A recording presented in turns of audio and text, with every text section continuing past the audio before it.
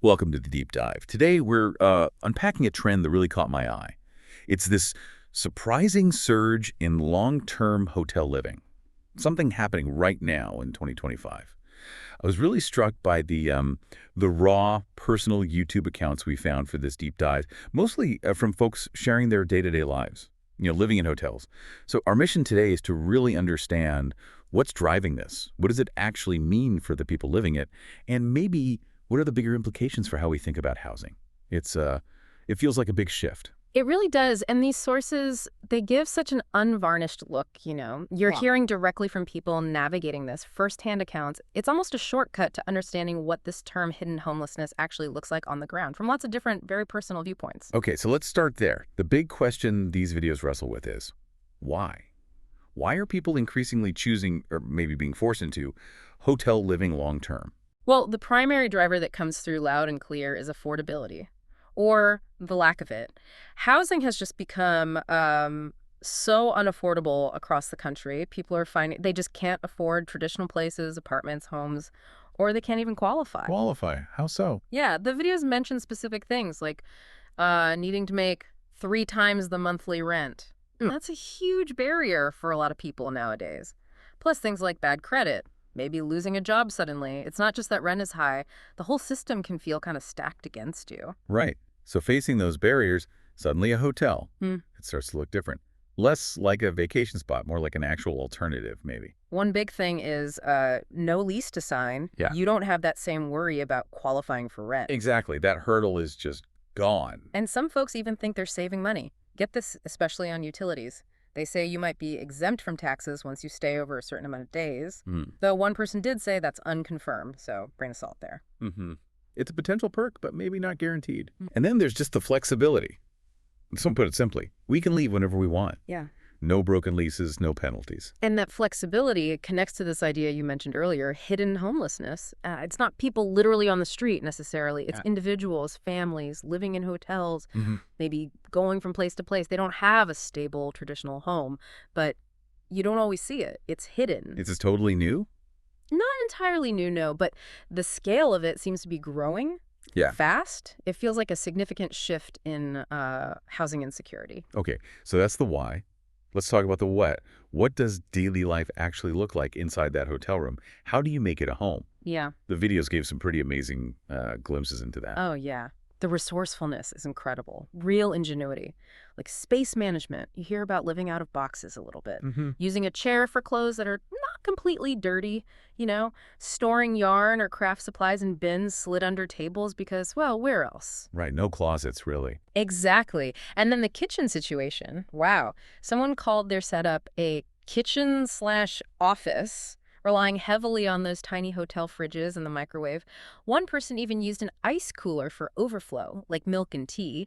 Why a cooler? Because the little freezer in the hotel fridge, it often doesn't actually freeze anything, so you adapt. And this one was great. Someone made our own little pantry from Dollar General cube stands. Huh, that's impressive. Totally. And for actually cooking meals. Electric skillets, toaster ovens, crock pots. They're making real food like fried chicken, chicken and noodles in a hotel room. That level of adaptation is something else. But it's not all just making do, is it? Some people mentioned actual upsides, things they liked. That's true. Someone talked about getting fresh linen provided, and they actually preferred that to apartment living where laundry is all on you. Okay, I can see that. And there was that family of 7. They talked about keeping to our pretty normal routine, feeling stronger together as a family despite the circumstances.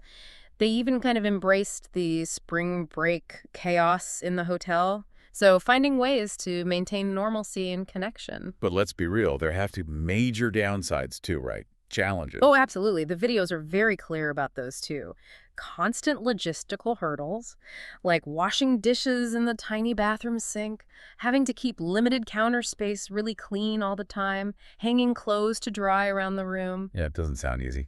And then there are issues with the hotel system itself. Keycard batteries dying, getting locked out of your room, waiting ages for an engineer. Apparently, a flashing red light on the lot can be a warning sign. Who knew? Wow. Okay. And this one's pretty concerning. Having multiple people, like at least 3 people, get keys to your occupied room due to double bookings or just system glitches, that's a real lack of security. That's unsettling.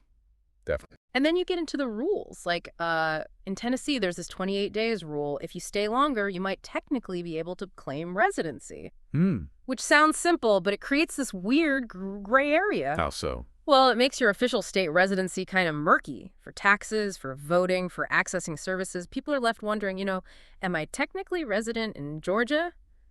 Tennessee, Mississippi, especially if they move between nearby states? It just adds another layer of instability, of precarity. So what starts as maybe seeming simpler, no lease, flexibility, it actually brings a whole new set of complications, bureaucratic stuff, daily hassles, which makes you think about the bigger picture again. How do these individual stories connect to, like, the wider world? Yeah, that connection is really stark in the sources. They directly link these personal situations to the huge spike in rental prices and just the sheer difficulty people have finding any place to rent. Even if you manage to find something else, the reality is, like one person said, it's probably going to be more expensive than what you're paying now. It feels like a trap sometimes. It really does. It paints a picture of a systemic housing problem where traditional options are just evaporating for a lot of folks. So thinking about that, what does this mean for, for you listening? The sources actually had some pretty direct, maybe even blunt advice, stemming from the hard lessons learned by people living in hotels. Yeah, they pose that tough question, what are you going to do? What are you going to do if your rent suddenly jumps or if you lose your job? Mm-hmm. It's a scary thought.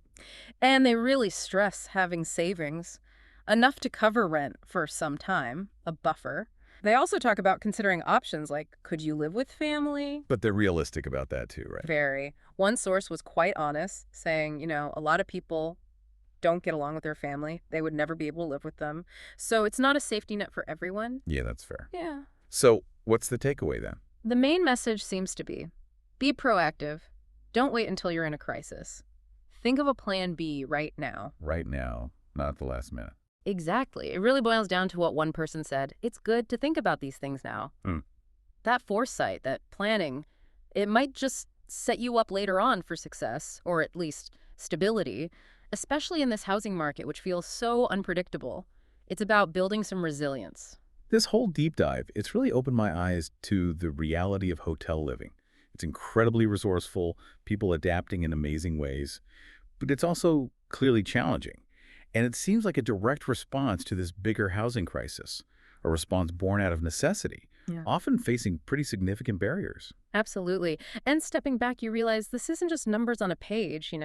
Economic trends, it's about real people, like the ones we heard from in these videos, making incredibly difficult choices, finding ways, often creative ways, to get by in a world that's just becoming increasingly unaffordable. Their stories show resilience for sure, but they're also a huge red flag about the pressures people are under. So maybe here's something to leave you with, something to think about. In a world where a traditional home, that idea of a stable place, is getting harder and harder to reach for so many, what does home even mean anymore? And how might our ideas about stability, about community, need to change, need to evolve to fit these new, sometimes unexpected realities?